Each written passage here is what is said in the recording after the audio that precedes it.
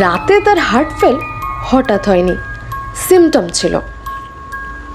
আসলে আমি রঞ্জনকে খুন করবার জন্য যে বিষটা প্রয়োগ করব সেটার কাজকর্ম বেশ মজার।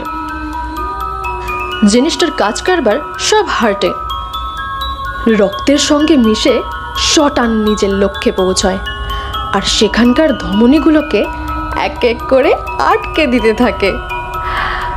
ডাক্তারি পরিভাষায় যাকে বলে ব্লক।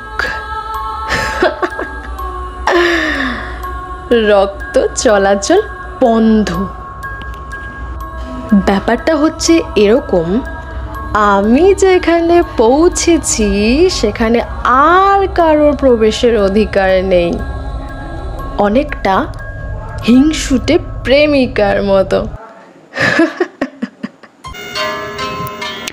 আসলে এর পিছনে একটা গল্প আছে, একটা অদ্ভুত ভালোবাসার গল্প।